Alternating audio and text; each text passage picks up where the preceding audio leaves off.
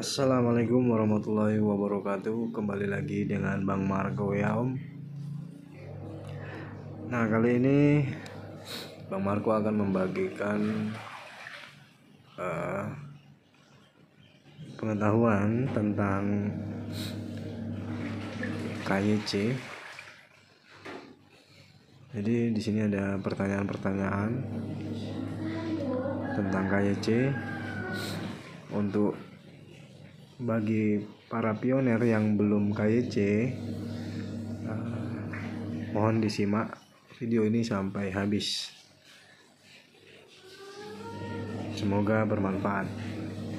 Dan sebelum menonton video ini, jangan lupa like, comment, and subscribe. Oke, baiklah. Pertanyaan pertama, apakah akan ada KYC massal atau akan terus diluncurkan secara batch?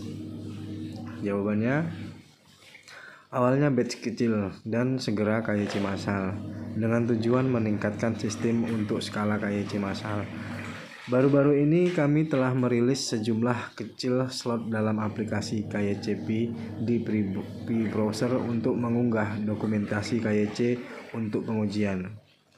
Tujuan debugging algoritma dan peningkatan kinerja. Misalnya, kami merilis versi baru aplikasi KYC yang berisi Livenus Check dan pratinjau redaksi dokumen untuk 50 orang lebih banyak per negara. Lebih banyak batch akan segera dirilis hingga KYC massal dimulai. Perhatian ekstra dan iterasi diterapkan pada pengembangan aplikasi KYC. KYC ya sebenarnya, cuman kita baca KYC aja biar gampang.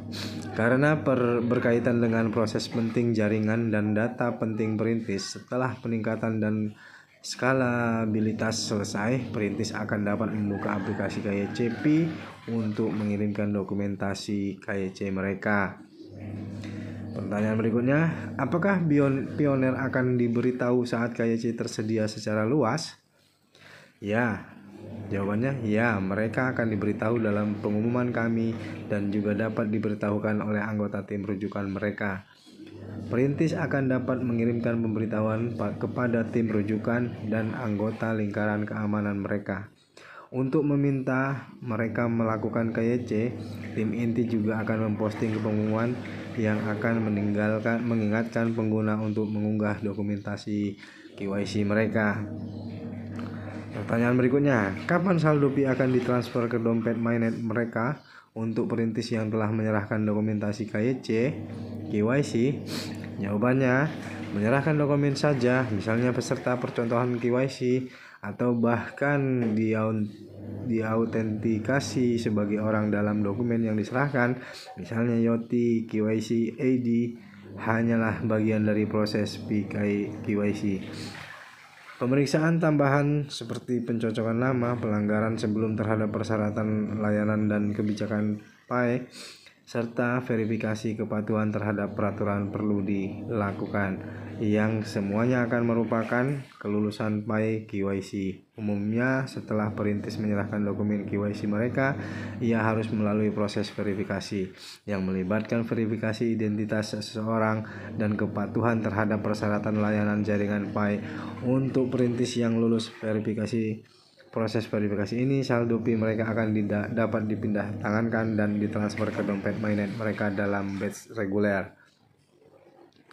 Pertanyaan berikutnya, berapa lama pioner harus menunggu persetujuan setelah menyerahkan dokumentasi KYC mereka? Jawabannya, waktu pemrosesan dapat bervariasi tergantung pada beberapa faktor perintis yang berpartisipasi dalam aplikasi KYC. Percontohan melalui pre-browser akan menjadi yang pertama diproses setelah fungsi pemerifikasi manusia ada, yang akan segera dirilis. Tujuan memiliki KYC percontohan bukan hanya agar perintis mendapatkan persetujuan, tetapi juga untuk meningkatkan aplikasi KYC itu sendiri.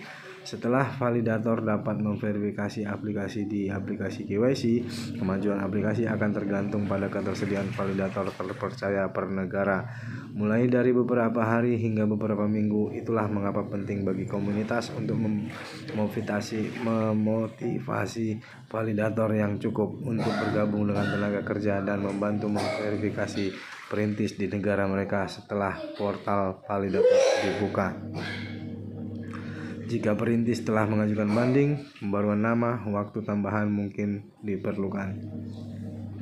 Hasil KYC juga akan tergantung pada pencocokan nama Anda dengan akun PAI Anda, penyaringan terhadap AML pemerintah dan daftar sanksi anti terorisme, dan apakah akun tersebut memiliki riwayat skrip atau pelanggaran kebijakan. Pertanyaan berikutnya, bagaimana pengguna akan diberitahu jika mereka telah lulus KYC atau tidak? Jawabannya, perintis dapat memeriksa status KYC mereka di dalam aplikasi PKYC melalui browser tempat mereka mengirimkan dokumen. Pertanyaan berikutnya, apakah yang terjadi pada mereka yang tidak lulus KYC? Apakah akun mereka akan segera dibakar? Kegagalan dalam KYC dapat terjadi karena berbagai alasan. Alasan yang berbeda dapat menyebabkan hasil yang berbeda. Misal, kesempatan lain untuk mengajukan kembali aplikasi KYC, banding, atau penolakan permanen. Akun P tidak akan langsung dibakar. Masa tenggang kemungkinan akan diberi untuk setiap pengajuan ulang dan kasus banding yang akan diumumkan kemudian hari. Oke, teman-teman pioner seluruh dunia, jangan khawatir bagi Anda yang belum KYC.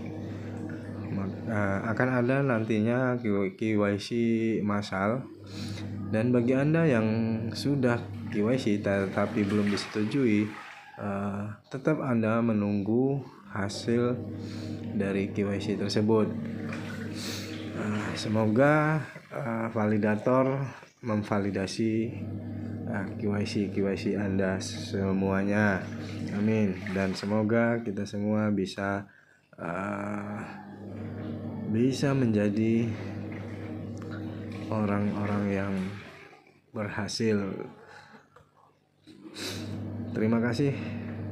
Saya akhiri. Wabillahi taufiq wal hidayah. Wassalamualaikum warahmatullahi wabarakatuh.